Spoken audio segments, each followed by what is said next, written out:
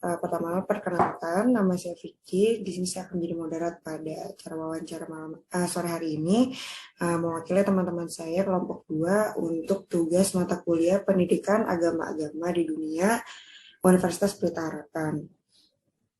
Bagaimana Ibu Adlin, apa kabar hari ini? Halo semua, kabar baik. Kita langsung mulai acara wawancaranya aja, gimana Bu? Sudah bisa kita mulai langsung? Ya, silakan. Maka untuk teman-teman yang mau bertanya boleh langsung pertanyakan di boleh langsung on mic aja untuk langsung bertanya kepada Ibu Adlin. Saya mau bertanya, kalau terkait dengan konsep ketuhanan dalam agama Protestan itu bagaimana ya? Oke, berarti ini maksudnya saya tahu dulu, saya pengen tahu dulu ya, maksudnya kalian di jurusan apa tadi? Ini mata pelajaran antar apa? Pendidikan agama-agama dunia. Oh, pendidikan agama-agama dunia. Jadi berarti maksudnya di mata kuliah ini kalian mempelajari gitu agama-agama yang ada di dunia ini. Betul sekali. Oh, oke. Sip. Jadi menurut yang kebetulan saya yang dari Kristen Protestan gitu. Mungkin adik-adik juga pada udah tahu bahwa Kristen itu pun ada juga terbagi-bagi gitu ya. Nah, kebetulan yang saya ini masuk kategori Protestan tapi yang karismatik gitu. Nah, itu kan ada lagi tuh perbedaannya tuh. Jadi karismatik itu lebih konsepnya itu warnanya ibadahnya itu pakai band kayak gitu tuh. Tepuk tangan, nyanyinya temponya lumayan. Nah, kalau yang kayak bener-bener yang Protestan yang awal-awal tuh seperti misalnya contoh HKBP itu kan lebih pakai musiknya itu yang piano aja gitu. Jadi yang buku panduannya pun yang pakai katalog, pakai kidung jemaat gitu. Jadi pakai solomisasi begitu. Nah, kalau kayak kita diiringin band, ibaratkan tuh kalau kalian biasa ngikutin konser ya kayak ibadahnya itu kayak konser gitu tuh. Jadi itu aja kan udah punya warna yang udah cukup berbeda tuh. Padahal sama-sama Kristen, gitu kan? Sama-sama payungnya Protestan, gitu. Ya karena kan kalian mau pelajari biar lebih detail tahunya gitu. Jadi saya ini yang di karismatiknya, gitu, yang karismatiknya. Jadi kalau di kita di karismatik kalau ditanya tentang konsep Tuhan ya, yang kami pahami adalah Tuhan itu pencipta gitu. Ini secara umum pasti di Protestan ataupun di Katolik pasti sama ini konsepnya bahwa Tuhan itu adalah pencipta langit dan bumi. Pasti begitu karena Alkitabnya juga nyatat itu. Khususnya kalau kalian melihat nanti misalnya di Alkitab Kejadian 1 ayat 1, pada mulanya Allah menciptakan. Jadi kita memahami bahwa konsep Tuhan itu adalah pencipta, menciptakan langit dan bumi dan segala isinya, kan gitu. Jadi kalau ditanya konsep Tuhan itu pencipta, itu udah pasti. Yang berikutnya bahwa Tuhan itu adalah penguasa tunggal atas alam semesta, gitu. Karena tadi berangkat dari dia pencipta. Jadi berarti kalau dia pencipta udah berarti otomatis dia juga penguasa tunggal. Kan gitu. Nah, yang berikutnya bahwa Tuhan itu kasih. Kenapa saya bilang Tuhan itu kasih? Yesus rela memberikan nyawanya, rela mati di kayu salib, itu menggambarkan kasih yang benar-benar tulus, kasih yang benar-benar utuh gitu. Makanya saya bilang kalau ditanya konsep tentang Tuhan itu ya kalau ditanya konsep Tuhan menurut yang Protestan, saya karismatik, ya Tuhan itu adalah kasih. Terbukti dari mana? Kerelaannya mati di atas kayu salib untuk kita yang berdosa, untuk saya yang berdosa gitu. Jadi kalau pertanyaan Soimah tadi, konsep Tuhan itu saya akan fokus di empat poin. Yang pertama tadi Tuhan itu pencipta, dan yang kedua Tuhan itu penguasa tunggal, yang ketiga Tuhan itu kasih, yang keempat Tuhan itu penyelamat, atau bahasa kami juru selamat. Soimah, apakah mau ada tanggapan lagi? Apa sudah cukup jelas jawaban yang dipaparkan oleh Ibu Adlin? Iya, sudah cukup jelas. Terima kasih atas jawabannya. Untuk penguat ayatnya tadi saya kutip di Kejadian 1 ayat 1 itu ya. Oke. Boleh teman-teman lain yang masih memiliki pertanyaan bisa langsung diajukan aja untuk Ibu Adlin. Saya mau bertanya. Tadi Ibu pernah tadi singgung tentang penciptaan ya Bu, penciptaan dunia. Boleh dijelasin lebih detail gak sih Bu terkait konsep penciptaan dunia menurut Protestan ini? Oke. Ini masih tetap berbicara kalau di kita itu di kitab Kejadian ya, semua ini berbicara tentang penciptaan. Nah, kalau menurut konsep kita Protestan, penciptaan itu konsepnya itu terencana. Kenapa saya bilang terencana? Kalau kita baca teliti ya, mulai dari Kejadian 1 ayat 1 sampai 5 dan seterusnya, itu jelas hari pertama. Jadi dia nggak lompat-lompat. Hari pertama itu jelas yang diciptakan itu adalah langit dan bumi dulu. Istilahnya tempatnya dulu yang disiapin. Jadi makanya saya bilang tadi konsepnya itu benar-benar terencana. Nah, kita kadang-kadang kan mahasiswa ini suka jadi hasilnya berantakan karena kita tidak terencana. Konsepnya itu asal seketemu aja nanti di tengah jalan gitu. Jadi kalau dari Kejadian 1 ayat 1 sampai seterusnya itu benar-benar detail tuh jelas. Hari pertama diciptakan langit dan bumi. Hari kedua baru diciptakan tuh cakrawala. Baru hari selanjutnya itu baru diciptakan tanah kering. Baru diciptakan lagi semua binatang, terus benda-benda yang ada di langit. Hari ke-6 baru menciptakan semua makhluk hidup termasuk manusia itu di hari ke-6. Coba kalau dibalik, hari kedua atau hari ketiga dibikin manusia, terus dia kebingungan, gelap gulita dan lain sebagainya kan gitu. Nah, jadi makanya kalau ditanya konsep penciptaan itu terencana, itu konsepnya. Jadi kita ini manusia ini harus belajar supaya ngikutin tuh kata tatanannya itu terencana, maka pasti hasilnya juga bagus, nggak yang nabrak sana sini gitu, karena tadi terencana gitu. Nah, itu juga bisa dilihat tuh sampai di Kejadian 2. Nah, kalau di Kejadian 2 ini 1 sampai 3 ini hari ke-7 baru Tuhan tuh beristirahat gitu. Jadi benar-benar terencana, udah kerja. Ini kadang-kadang kita belum kerja, istirahatnya udah banyak. Jadi ini kerja benar-benar udah selesai nih, paling terakhir manusia, baru hari ke-7-nya istirahat gitu. Oke, baik Ibu. Makasih Ibu, jelas banget. Intinya terencana ya Bu ya. Pencipta dunia itu betul. terencana. Terencana. Terima kasih Bu. Jelas ya Andi? Jelas Bu. Oke. Selanjutnya saya Ibu Nadia. Oh iya Nadia. Saya tadi sempat dijelaskan itu tentang pendapat konsep penciptaan dunia. Lalu kalau untuk konsep penciptaan manusia itu menurut Protestan itu bagaimana sih Ibu kalau boleh tahu? Oke. Di Kejadian 1 ayat 26 itu memang jelas di situ.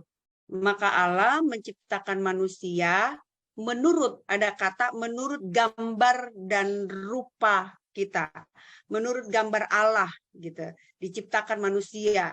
Jadi benar-benar manusia itu menjadi ciptaan yang sangat spesial. Kenapa spesial? Karena menurut gambar Allah. Gitu, bukan menurut gambarnya manusia, tapi diciptakan menurut gambar Allah. Makanya kita ini kan istimewa karena bukan diciptakan sembarangan, tapi benar-benar sesuai dengan desain, kalau bahasa saya desain surga gitu. Jadi kita ini benar-benar spesial, dan spesialnya lagi diteguhkan kita dikasih otoritas. Dikasih otoritasnya itu dibilang berkuasa atas seluruh yang ada di bumi ini. Jadi manusia itu setelah diciptakan nggak dibiarin aja begitu, tapi langsung dikasih otoritas, yaitu apa? Berkuasa atas binatang-binatang, atas ciptaan yang lainnya, gitu. Jadi manusia itu memang benar-benar sangat spesial karena sempurna seperti Sang Pencipta. Kalau bahasa kami seperti Tuhan Yesus gitu. Kira-kira gimana Nadia? Artinya maksudnya sudah ada alurnya untuk otoritas yang tersebut yang disebutkan tadi Ibu ya? Iya, nah kalau nanti Nadia sempat baca, lihat aja di Kejadian 1 ayat 26. Gitu, itu jelas tuh penciptaan manusia itu, Kejadian 1 ayat 26. Nah itu jelas banget gitu. Jadi benar-benar direncanakan, benar-benar dipikirkan, makanya ada kata maka kita menciptakan manusia segambar. Jadi ada direncanakan, nggak yang buru-buru. Bagaimana kalau kita buat serupa gitu. Nah kalau kita lihat nanti kata per kata itu. Makanya kita ini istimewa karena nggak yang ciptaan buru-buru, nggak yang produk buru-buru gitu. Setelah itu baru dikasih sudah terencana otoritas seperti untuk itu ya Ibu ya. Iya. Baik Ibu, kurang lebihnya saya sudah paham untuk konsep penciptaan manusia. Iya. Berikutnya lagi ada yang mau bertanya. Saya mau tanya. Oh iya, silakan Sarah. Kalau di agama Protestan itu konsep surga dan nerakanya itu seperti apa ya? Oke. Kalau di kita itu konsep surga itu begini. Waktu Yesus selesai bangkit dari kematian, mungkin kalian juga pernah dengar gitu ya. Waktu Yesus bangkit dari kematian, selang beberapa hari kan dia naik ke surga dengan kalimat, aku pergi ke surga, aku pergi ke rumah Bapa di surga untuk menyediakan tempat, gitu, untuk menyediakan tempat. Jadi kalau ditanya konsep surga menurut Protestan, surga itu juga terencana, makanya dibilang aku pergi untuk menyediakan tempat. Jadi ada kata lagi menyediakan. Jadi bukan bin salah bin ada, bukan. Jadi menyediakan tempat. Berarti ada rentang waktu dari kitab yang kami pahami sejak dia naik ke surga hingga sampai sekarang kan udah sekian abad ini. Kan? Berarti menyediakan tempat. Bahkan di Alkitab kita juga bilang sampai hari ini pun Bapa bekerja, yaitu apa? Menyediakan tempat untuk kita. Berarti tempatnya itu sangat terencana, sangat indah, karena sampai sekarang aja itu masih dikerjakan, masih dibuat begitu. Nah kalau yang tentang yang surga juga, ini saya kelarin dulu ya tentang surga ya. Kalau nanti juga sempat baca itu di Matius 7 ayat 21 juga Yesus ngomong, yang melakukan kehendak Tuhan yang akan masuk ke surga. Jadi kalau kita udah paham ini, berarti aku termasuk nggak ya udah melakukan? Kalau aku melakukan, berarti aku punya keyakinan nih aku juga akan ke surga.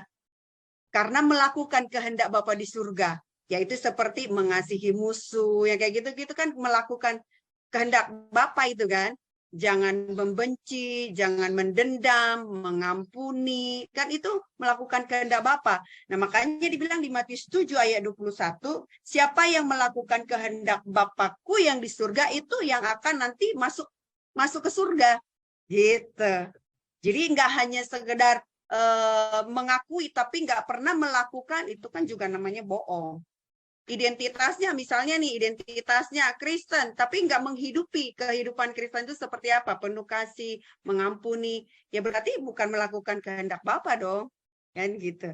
Ya jangan bermimpi untuk bisa untuk nantinya kelak masuk surga. Nah kalau tentang neraka gitu ya, itu juga di Alkitab juga jelas. Kalau dibaca nanti di Wahyu 21 ayat 7-8 atau di Matius 7 ayat 13 sampai 14 juga itu jelas gitu bahwa kebalikan yang tadi aja, yang nggak melakukan kehendak Bapa ya pasti akan mengalami masuk ke dapur perapian yang menyala-nyala, yaitu neraka yang kekal. Gitu. Berarti di situ kan benar-benar ada siksaan yang sangat luar biasa karena ada kalimatnya dapur perapian yang menyala-nyala. Jadi berarti itu benar-benar penyiksaan yang sangat-sangat nggak ada ampun lah gitu. Yang tidak melakukan kehendak Bapa yang akan ke situ. Tapi yang melakukan kehendak Bapa seperti yang saya jelaskan tadi, ya akan masuk ke surga. Gitu kira-kira, Sarah. Semua pertanyaan yang teman-teman ajukan sudah berhasil dijawab dengan baik oleh Bu Adlin. Terima kasih. Kalau teman-teman masih ada pertanyaan lagi, boleh langsung ditanya. Tapi kalau sudah cukup, sudah bisa kita akhiri wawancara hari ini. Sekali lagi, Vicky mewakili teman-teman semuanya. Terima kasih untuk kesediaan Ibu membantu kami pada hari ini. Semoga kita semua mendapatkan manfaatnya. Gitu. Oke, baik. Terima kasih Ibu Adlin. Terima kasih. Terima kasih Bu Adlin atas sehat selalu. atas Terima kasih Bu Adlin.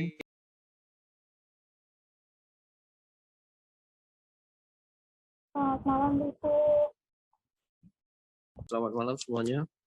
Ya, kita tunggu teman-teman yang lain untuk join dulu ya, Bu. Iya, baik. Terima kasih.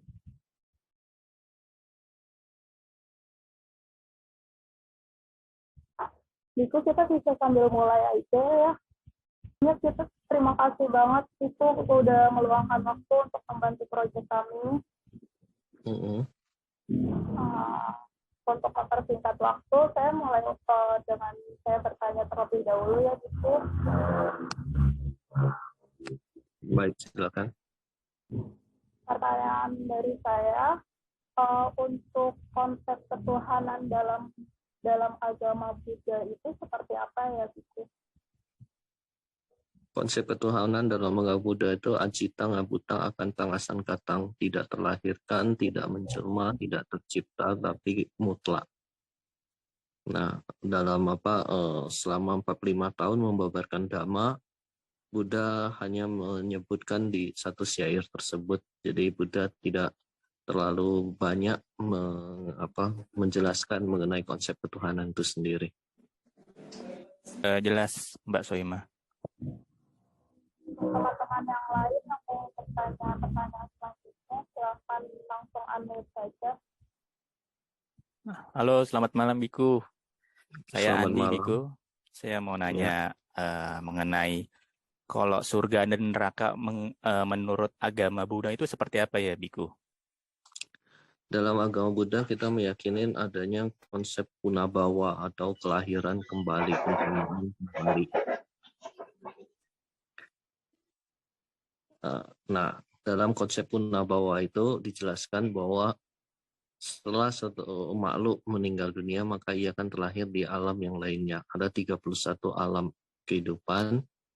Selain alam manusia, di bawah alam manusia ada 4 alam apaya atau 4 alam menderita, yaitu alam tiracana, alam hewan, alam peta.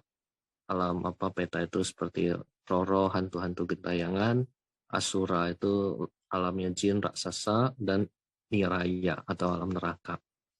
Di atas alam manusia itu ada 6 alam surga, mulai dari Catu Maharajika, Tawatimsa, Yama, Tusita, Nimanrati, Paranimita, Wasawati. Di atasnya ada 16 alam rupa Brahma, di atasnya lagi ada 4 alam arupa Brahma, total 31 alam. Nah, konsep surga dan neraka itu dalam agama Buddha ya, untuk neraka ya tadi alam niraya atau alam menderita yang paling bawah, dan untuk konsep surga itu kita mengenal sebagai alam dewa tadi yang ada 6 alam itu. Nah, tapi surga dan neraka ini, neraka yang dipenuhi dengan penderitaan dan surga dipenuhi dengan kesenangan-kesenangan, itu sifatnya juga tidaklah kekal. Makhluk-makhluk di alam tersebut suatu saat akan meninggal di alam tersebut dan kan punabawa atau lahir kembali, reinkarnasi kembali di alam yang lainnya tergantung dengan karma kebajikan atau karma buruk yang dominan pada saat itu. Nah, jadi jangka waktu umurnya memang sangat panjang sekali, sangat lama sekali sehingga terlihat seperti kekal. Tetapi kalau dalam perspektif Buddhis, surga neraka itu sendiri tidaklah kekal. Oke, baik Biku. Berarti di agama Buddha surga dan neraka itu tetap diyakinin ya, Biku ya? Iya. Oke, makasih Biku. Makanya cuman itu adalah bagian dari alam kehidupan, bukan suatu tempat yang sifatnya abadi. Malam Biku. Malam. Atas kesempatannya. Saat ini aku mau bertanya bagaimana pendapat Bapak pandangan tentang konsep penciptaan manusia menurut kepercayaan Buddha. Dalam Tripitaka dijelaskan bahwa kelahiran makhluk itu adalah terus menerus apapun bawa berulang-ulang terus menerus. Jadi kita nggak akan bisa ngitung lagi di mana kelahiran yang paling awal, yang paling pertama. Nah, karena itu kita semua makhluk itu sudah melalui kehidupan yang mungkin miliaran kehidupan yang tak terhitung lagi. Nah, tapi untuk konsep penciptaan awal manusia ya, kalau misalnya kita sebut genesisnya lah, ya memang ada cerita mengenai bahwa alam manusia ini berasal dari alam Abhasara. Alam Abhasara sendiri merupakan salah satu alam di Rupa Brahma tadi. Tadi ada 16 Rupa Brahma, salah satunya adalah alam Abhasara atau alam cahaya. Makhluk-makhluk di alam cahaya ini kemudian datang ke satu seperti satu alam lah yang ada tanah padatnya, tanah padat ada apanya. Nah, kemudian makhluk-makhluk alam Abhasara ini seperti memakan makanan dari dari alam-alam yang tanah yang padat tadi lah. Tanah yang padat itu mereka mulai memakan tanah tersebut, makanan padat, sehingga mulai terbentuk rupa atau tubuh gitu. Dan lama-kelamaan wujud tubuh itu makin jelas sehingga mulai ada bentuk antara laki dan perempuan, dan kemudian di alam tersebut juga mulai tumbuh makanan-makanan dan lain sebagainya sehingga akhirnya sampai berwujud seperti manusia seperti itu. Nah, kira-kira dijelaskan seperti itu, tapi ya itu juga mungkin bukan penjelasan secara harfiah gitu ya, bukan penjelasan secara harfiah ya bahwa manusia itu berasal dari energi cahaya, mungkin dari energi yang kemudian makhluk hidup yang pertama kali yang baru makhluk yang sel yang sel tunggal lah yang belum terlalu belum berwujud kompleks gitu. Kemudian dari makhluk-makhluk kompleks yang tadi yang sel tunggal itu mulai berkembang sehingga menjadi makhluk yang lebih kompleks dari air, kemudian naik ke daratan dan lain sebagainya. Ya mungkin itu cuma analogi atau gimana, tapi ya secara Buddhis penjelasannya kira-kira seperti itu. Seperti itu ya. Terima kasih Bapak atas penjelasannya. Sudah paham. Ya, baik. Selamat malam, Biku. Ya, saya mau tanya nih mengenai mungkin konsep penciptaan dunia ini menurut agama Buddha itu seperti apa sih? Bagaimana sih dunia itu diciptakan? Ya, kurang lebih sih begitu ya, Biku ya. Terima kasih, Biku, jawabannya nanti. Nah, jadi dalam Parinibbana Sutta, Buddha menjelaskan bahwa bumi atau tempat kita tinggal ini dengan matahari, dengan bulan, dengan Mahasamudra dan gunung lain sebagainya itu ada 1000 yang seperti ini akan membentuk satu gugusan menengah. Nah, dan 1000 gugusan menengah itu akan membentuk satu gugusan yang besar. Alam semesta ini terdiri dari jutaan gugusan, jutaan atau miliaran gugusan yang besar itu. Nah, jadi dari share tersebut bisa diambil kesimpulan bahwa alam semesta ini sangat luas sekali dan sangat banyak sekali planet-planet dan lain sebagainya, yang secara ilmu pengetahuan saja yang bisa kita jangkau ini baru hanya galaksi kita sendiri dan galaksi kita Bima Sakti ya, Milky Way, dan galaksi yang sebelah Andromeda, hanya itu saja. Nah, jadi sesuai dengan ilmu pengetahuan bahwa planet-planet akan menjadi, dan matahari akan menjadi tata surya. Tata surya itu akan menjadi beberapa tata surya akan menjadi galaksi akan menjadi klaster dan lain sebagainya. Dan alam semesta itu sangat jauh lebih luas daripada itu. Dan alam semesta ini ia akan mengembang sampai atau meluas sampai titik tertentu, dan kemudian ia akan mengempis, dan ada saatnya ia akan hancur dan ia akan terbentuk lagi. Jadi sama seperti kelahiran manusia atau makhluk apapun juga yang sudah melewati miliaran kelahiran yang tidak terhitung juga, maka alam semesta ini juga sama.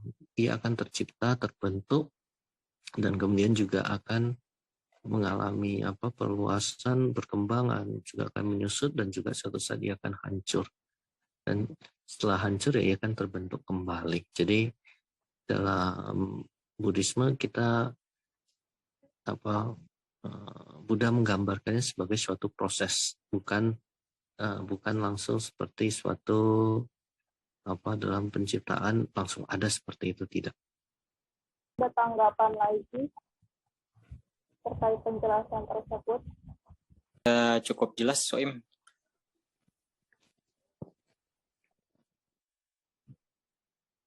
Baik, kita rasa penjelasannya sudah cukup jelas semua ya. Terima kasih banyak Biku untuk waktu luang yang sudah diberikan untuk membantu proyek kami ini. Terima Terima kasih, kasih banyak. Biku. Sehat Selamat sehat malam. selalu. Selamat Baik. malam. Semoga sehat bahagia semuanya ya. Terima kasih, Begitu Biku. ya.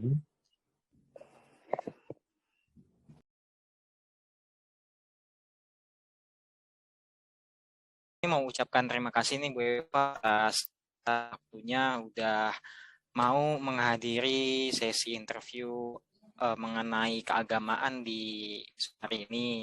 Oke, mungkin kita langsung masuk ke pertanyaan inti aja nih untuk supaya nggak begitu lama ya. Untuk yang pertanyaan pertama mungkin saya ya. Jadi saya pertama-tama ini mau tanya tentang ketuhanan nih. Di agama Katolik itu Tuhan konsep ketuhanannya itu seperti apa sih? Kan kalau di Islam itu kita kenal namanya Allah, Tuhan kita satu. Nah kalau di Katolik itu gimana sih konsepnya gitu?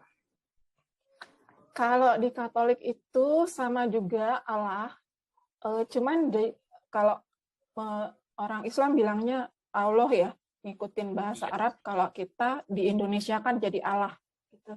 Nah, cuman di Katolik ini ada yang namanya konsep Tritunggal. Nah, ini konsep yang cukup sulit. Konsep yang cukup sulit dan sering disalahartikan menjadi orang Katolik itu percaya 3 Allah. Sebenarnya nggak seperti itu. Tetap percaya 1 Allah. Cuma kita ada yang namanya konsep Tritunggal. Tritunggal Maha Kudus. Nah, Tritunggal ini istilahnya 3 pribadi lah ya. 3 pribadi dalam Allah yang kita percaya ini. Terdiri dari Allah Bapa, Allah Putra, dan Allah Roh Kudus. Nah, ini semua masing-masing punya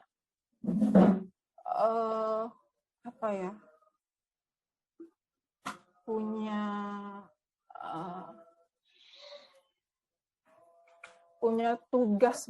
Dibilang tugas sih enggak, peranan lah, lebih ke arah peranan ya. Kalau Allah Bapa itu lebih ke arah penciptaan. Allah Bapa yang menciptakan. Kalau Allah Putra itu Allah yang menyelamatkan, lalu Allah Roh Kudus itu Allah yang memelihara. Itu kira-kira secara garis besarnya. Di agama Katolik itu konsep Allah Maha Rahim itu sangat sangat dipercayai. Artinya Maha Rahim itu Maha Pengampun. Jadi biar dosa kita sebesar apapun, kalau kita memang bertobat pasti akan diampuni. Kira-kira seperti itu konsep kealahan. Ya, baik. Oke. Mungkin pertanyaan selanjutnya silakan nih teman-teman yang lain yang mau tanya, langsung on mic-nya aja ya. Sebelumnya perkenalkan, nama saya Vicky, izinkan saya bertanya. Kalau dari agama yang Mbak anut, kira-kira mengenai konsep dunia itu bagaimana, penciptaan dunia? Mungkin seperti itu. Penciptaan dunia tidak terlalu banyak dibahas. Kita percaya Allah itu menciptakan dunia dan segala isinya itu dalam 6 hari. 6 hari. 6 hari itu termasuk penciptaan manusia ya. Jadi Allah menciptakan manusia itu dengan berfirman. Jadi pada hari pertama, kedua, ketiga, keempat, kelima itu Allah menciptakan istilahnya menciptakan dunia dan seluruh isinya. Langit, terang, gelap, langit, laut, cakrawala, bintang-bintang, bulan, matahari, tumbuh-tumbuhan, terus hewan. Nah, itu diciptakan dalam 5 hari. Lalu yang terakhir pada hari ke-6 Allah itu menciptakan manusia. Nah, yang sering dibahas adalah penciptaan manusia. Jadi manusia itu diciptakan sesuai dengan rupa Allah. Nah, dari konsep ini kita percaya bahwa manusia itu juga makhluk yang luhur, sama seperti Allah yang luhur. Jadi manusia itu pada dasarnya, semua manusia pada awalnya itu adalah baik. Baik semua, nggak ada manusia yang jahat. Yang manusia yang jahat mungkin karena dari pengaruh lingkungannya, tapi pada saat diciptakan awal, pada saat lahir itu manusia semua baik, tidak ada yang jahat. Oh ya, kan tadi dibilang manusia itu diciptakan menurut rupa Allah. Nah, kami percaya itu berarti secitra dengan Allah. Artinya manusia itu luhur seperti yang saya bilang tadi, dan juga nggak ada istilahnya apa ya. Kita tuh nggak boleh merendahkan manusia bagaimanapun dia bentuknya, bagaimanapun dia, entah itu dia manusia penjahat atau bagaimana gitu ya. Nah, karena memang diciptakan secitra dengan Allah. Makanya itu manusia itu punya tanggung jawab besar. Kita itu citranya Allah, makanya harus menunjukkan Allah itu bagaimana sih? Nah, itu manusia punya tanggung jawab besar untuk untuk menunjukkan itu. Kira-kira seperti itu. Terima kasih atas jawabannya, Mbak Eva. Ya, sama-sama. Halo, selamat malam Bu Eva. Ya, selamat malam. Ya, Mas Bu Eva. Andi. Saya mau nanya ini Bu, terkait surga dan neraka. Kalau menurut keyakinan Ibu, surga dan neraka itu seperti apa gitu? Kayak begitu. Surga dan neraka. Kalau di agama Katolik, selain surga dan neraka, kita juga mengenal yang namanya api pencucian. Ya. Jadi selain surga, neraka, ada api pencucian. Nah, api pencucian ini kita percaya kalau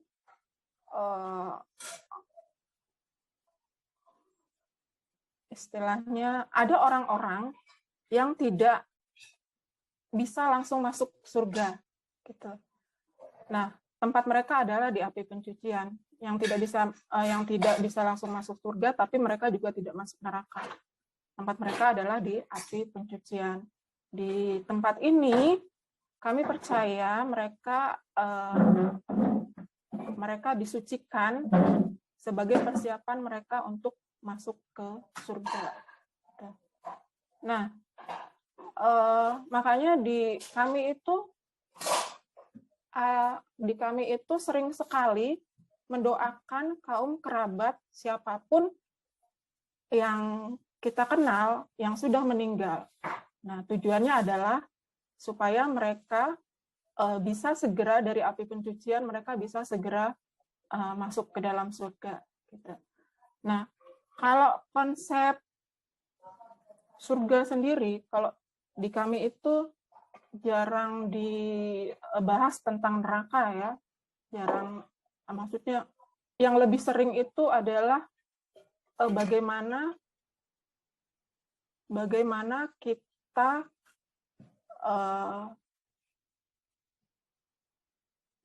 kita bisa dekat dengan pencipta kita.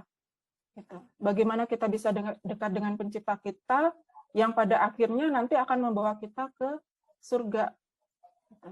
Jadi kalau di kami tidak ada konsep ungkapan seperti ini. Allah itu membuat hujan untuk semua orang, menciptakan hujan turun itu untuk semua orang, baik itu orang yang baik maupun orang yang jahat, gitu. Jadi di kami tidak ada istilah kita berbuat baik itu untuk menghitung-hitung nanti kita akan masuk surga. Nggak seperti itu konsepnya kalau di kami. Jadi kita berbuat baik itu karena kita diajarkan oleh Allah kita, oleh Yesus itu untuk berbuat baik, untuk berbuat kasih. Kalau kita sudah berbuat baik, sudah berbuat kasih, maka kita akan semakin dekat dengan Allah kita. Kalau kita semakin dekat dengan Allah kita, maka kita akan masuk surga, gitu istilahnya. Kalau di kami dibilang walaupun dosamu semerah kain kirmizi ya, walaupun dosamu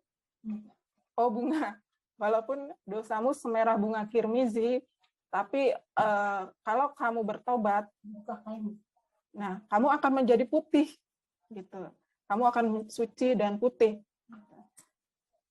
Itu konsep surga ya. Jadi kesempatan bertobat itu dibuka selalu sepanjang masih hidup. Kira-kira begitu. Ada lagi? Ya, kayaknya udah cukup ya teman-teman ya pertanyaannya ya. Tadi udah disinggung juga penciptaan dunia seperti apa, konsep Tuhan, kemudian penciptaan manusia, surga neraka juga sudah dibahas ya. Nah, jadi ya inti pertanyaan dari kelompok kami sih itu aja nih Bu Eva. Jadi ya udah cukup terjawab, udah cukup jelas semuanya. Ya baik, terima kasih nih Bu Eva atas kesempatan waktunya ya dan juga jawaban-jawabannya untuk nambah pengetahuan kami juga. Ya sama-sama. Semoga Terima kasih Mbak. Ya, menjadi penambah pengetahuan lah ya. Iya baik. Betul. Ya, terima kasih Bu Eva. Selamat malam. Terima kasih Bu Eva.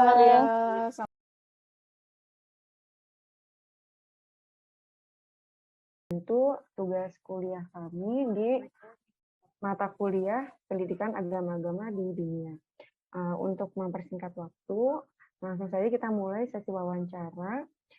Untuk pertanyaan pertama akan diajukan oleh konsep mengenai ketuhanan oleh Saudara Ria. Kepada Saudara. Assalamualaikum warahmatullahi wabarakatuh, Pak Ustadz Muhammad Abdullah. Terima kasih sudah menyempatkan waktunya ya untuk di sesi wawancara hari ini. Saya mau langsung bertanya aja Pak mengenai agama Islam. Di sini pertama-tama saya mau tanya itu tentang konsep penciptaan dunia.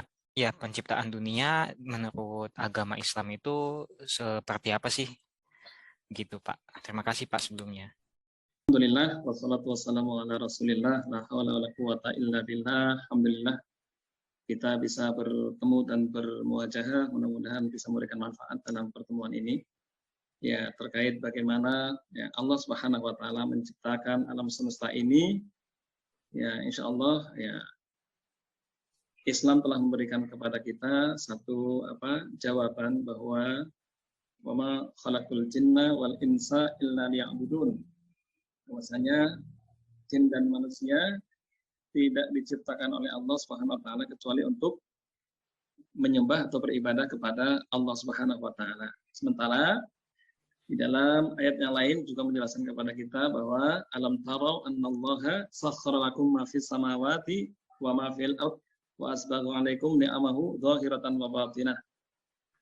Tidakkah kalian memperhatikan bahwa sesungguhnya kami telah menundukkan segala apa yang ada di langit dan segala apa yang ada di bumi adalah lakum untuk kalian, untuk semuanya.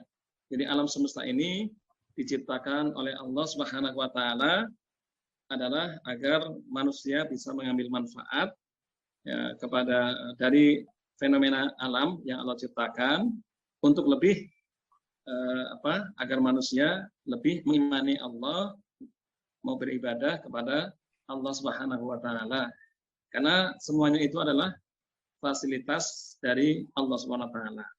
Jadi alam ini diadakan oleh Allah, diwujudkan oleh Allah untuk membantu ya, kita sebagai manusia ya, untuk bisa melaksanakan tugas untuk beribadah kepada Allah Subhanahu wa taala dan juga sebagai khalifah di muka bumi ini. Mungkin ini terkait jawaban yang dari pertanyaan yang pertama. Terima kasih Pak Ustadz atas jawabannya. Bagaimana saudari, apakah sudah jelas mengenai pemaparannya? Ya, terima kasih Pak Ustadz Abdullah. Penjelasannya sudah cukup jelas sih. Iya. Baik, untuk pertanyaan selanjutnya mengenai konsep penciptaan Tuhan yang akan ditanyakan oleh saudara Siti Sarah. Kepada saudara, dipersilakan. Iya, ini Pak Ustadz, saya mau nanya. Kalau menurut agama Islam nih, konsep penciptaan Tuhan dan konsep penciptaan Tuhan itu seperti apa ya? Konsep Tuhan. Konsep Tuhan. Ya, yang jelas bahwa ini semuanya diringkas di dalam surat Al-Ikhlas mungkin ya. Dalam surat Al-Ikhlas disebutkan bahwa qul huwallahu ahad, Allahus samad, lam yalid wa lam yulad wa lam yakul lahu kufuwan ahad. Ada kaitannya dengan itu ya, berangkat dari konsep tentang keesaan Tuhan ya.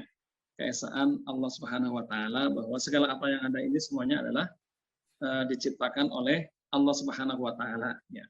Diciptakan oleh Allah Subhanahu wa taala, di-manage oleh Allah Subhanahu wa taala, dipelihara oleh Allah Subhanahu wa taala. Jadi dalam Islam bahwa alam semesta ini hanya mempunyai satu pencipta, yaitu Allah Subhanahu wa taala. Sehingga dalam Islam konsep ketuhanan itu sudah jelas ya.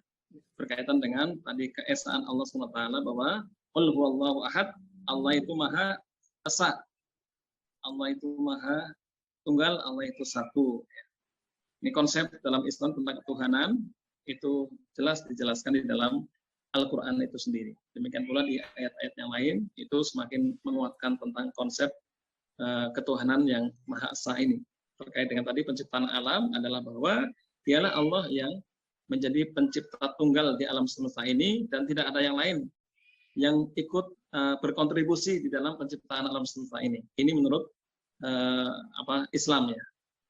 Wallahu a'lam bishawab ya. Baik, bagaimana? Apakah ada tanggapan dari Saudara Siti Sarah mengenai pemaparan tersebut? Sudah cukup. Baik, selanjutnya kita mengarah ke pertanyaan ketiga yang akan diajukan oleh Saudara Nadia mengenai konsep penciptaan manusia. Kepada Saudara dipersilakan. Assalamualaikum Bapak. Waalaikumsalam. Saya Nadia, saya ingin bertanya tentang bagaimana pendapat Bapak, pandangan tentang konsep penciptaan manusia, Pak, menurut Islam. Jadi menurut pandangan saya berdasarkan pemahaman ya, terhadap ajaran Islam bahwa manusia ini adalah makhluk mulia yang diciptakan oleh Allah Subhanahu wa taala. Jadi bagaimana menurut Islam manusia ini diciptakan dari anak keturunan Adam ya, berangkat dari Adam alaihi salam, bukan dari anak keturunan yang lain. Kalau dalam Islam seperti itu jelas. Kemudian manusia adalah makhluk yang dimuliakan oleh Allah Subhanahu wa taala, yang diberi banyak keistimewaan oleh Allah Subhanahu wa taala. Manusia adalah makhluk spesial yang Allah ciptakan untuk membawa misi yang pertama ibadah kepada Allah Subhanahu wa taala, yang kedua untuk sebagai khalifah Allah Subhanahu wa taala di muka bumi ini. Jadi bagaimana Allah memuliakan manusia lewat misalnya dalam Al-Qur'an ada penjelasan bahwa bagaimana Allah perintahkan malaikat untuk sujud kepada Adam. Itu adalah merupakan satu simbol bahwa manusia itu makhluk yang mulia ya. Malaikat saja disuruh sujud kepada Adam alaihi salam ya. Ini bagaimana dalam Islam manusia itu adalah makhluk yang sangat mulia. Kemudian langit dan bumi dengan segala isinya ditaskhir, ditundukkan untuk melayani manusia dan tidak sebaliknya. Langit dan bumi dengan segala isinya dicipta untuk melayani manusia. Ya. Kemudian berikutnya manusia dikasih rezeki yang baik-baik.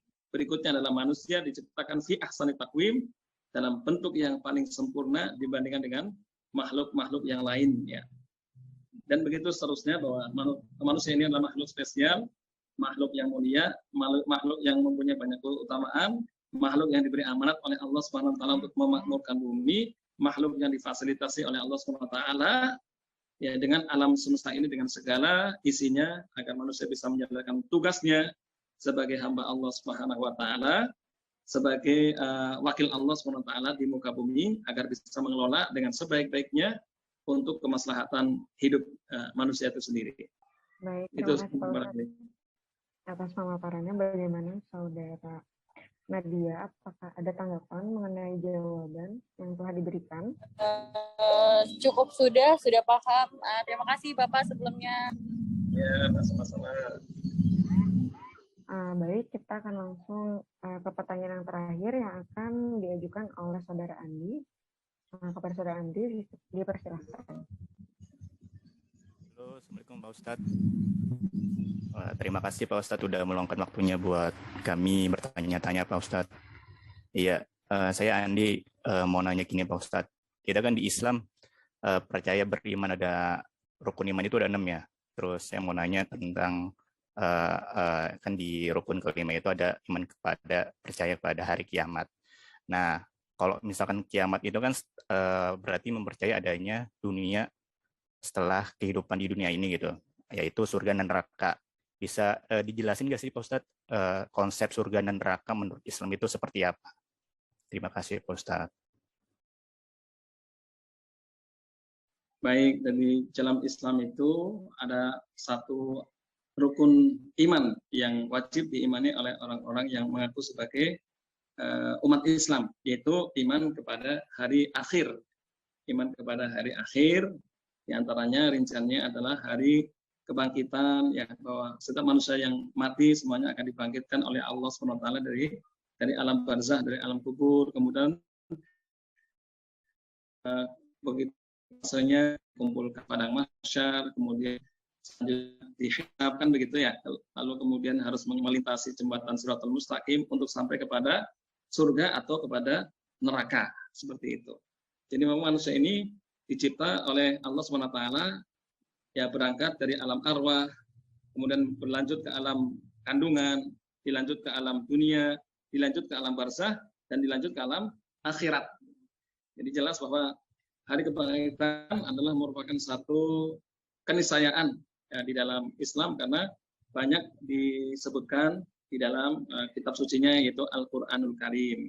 Jadi bahwa amat mudah bagi Allah untuk membangkitkan orang dari kubur, ya karena apa? Karena manusia yang dari tadi ya sebelumnya tidak ada, Allah mampu menghadirkan, mengadakan, menciptakan, apalagi yang sudah pernah ada, tinggal membangkitkan dari kubur itu menurut Al-Quran lebih mudah. Jadi membangkitkan manusia dari kubur lebih mudah daripada menciptakan manusia dari nol.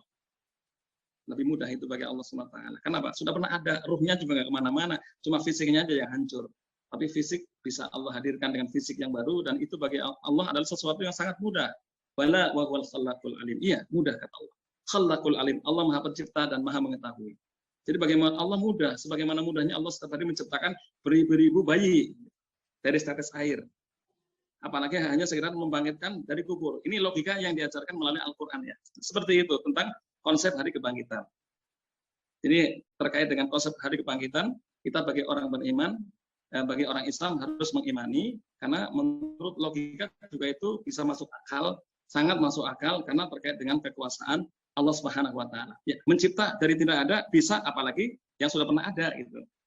Itu bagi Allah amat sangat mudah sekali gitu. Itu kemudian terkait dengan surga dan neraka itu adalah merupakan satu hal yang memang harus diimani juga, dan itu bagian dari rangkaian iman kepada hari akhir. Apalagi dalam Al-Quran disebutkan bahwa Adam ketika diciptakan pertama kali kemudian ditempatkan di dalam surga, dan surga yang dijanjikan oleh Allah adalah surga menurut sebagian besar ulama ada surga yang pernah ditinggali oleh Nabi Adam dan istrinya, seperti itu. Jadi menurut sebagian besar ulama dalam Islam bahwa surga neraka hari ini sudah ada. Pertanyaannya ada di mana? Ya, hanya Allah yang tahu batasnya alam semesta ini. Ya, karena alam semesta ini sangat luas. Ya, galaksinya jumlahnya miliaran. Menurut para astronomi ya jumlahnya ribuan, dan hanya Allah yang tahu di mana menempatkannya. Sangat luas sekali alam semesta ini ya. Di mana Allah menempatkannya? Jadi jumhur ulama berpendapat bahwa surga neraka hari ini sudah ada. Bahkan ada sebelum manusia diciptakan oleh Allah Subhanahu wa Ta'ala. Itu ya terkait dengan surga dan neraka. Wallahu a'lam bishawab. Itu menurut pendapat saya berdasarkan pengetahuan yang pernah saya pelajari. Maka ada pertanyaan lain? Bagaimana teman-teman? Apakah sudah cukup? Pak Ustadz, saya boleh nanggepin lagi ya? Iya, iya. Iya, terkait surga dan neraka tadi Pak Ustadz. Kita kan sebagai umat Islam, saya pernah kayak nonton-nonton video gitu. Walaupun kita bener gak sih manusia itu pasti masuk surga gitu, khususnya umat manusia, umat Nabi Muhammad SAW gitu, pengikut Nabi Muhammad itu udah pasti dijanjiin masuk surga. Walaupun imannya cuma sebiji jagung pasti udah wajib masuk surga gitu. Apakah benar? Terus apakah semua umat Nabi ini emang wajib masuk surga tapi harus melalui neraka dulu? Karena harus dicuci dulu gitu sampai bersih, baru dia boleh masuk surga gitu. Gimana Pak Ustadz? Ya, jadi setiap orang yang di dalam hatinya itu ada iman walaupun sedikit, akhirnya nanti akan masuk surga. Ya, bahkan disebutkan bahwa barang siapa yang mengucapkan la ilaha illallah dengan tulus ikhlas, dia nanti akan masuk surga. Walaupun nggak ada jaminan ya masuk surganya itu langsung. Ya. Karena ya itulah tergantung daripada amal-amal perbuatannya. Ada yang mampir ke neraka dulu baru masuk surga, tapi kebanyakan adalah mampir dulu baru masuk surga. Tapi yang jelas bahwa ketika di dalam hati seseorang itu ada keimanan, akhirnya insya Allah akan masuk surga. Ya, itu yang yang dipahami ya di dalam Islam ya, yang diajarkan kepada kita. Jadi insya Allah semua orang yang beriman walaupun sekecil apapun imannya, akhirnya insya Allah akan masuk surga. Inilah yang membuat kita akhirnya optimis ya. Akhirnya optimis, makanya tidak ada tempat untuk pesimis dan putus asa. Harus semangat terus gitu. Sebanyak apapun dosa kan insya Allah bisa dihapus kan ya. Bisa diampuni kan begitu.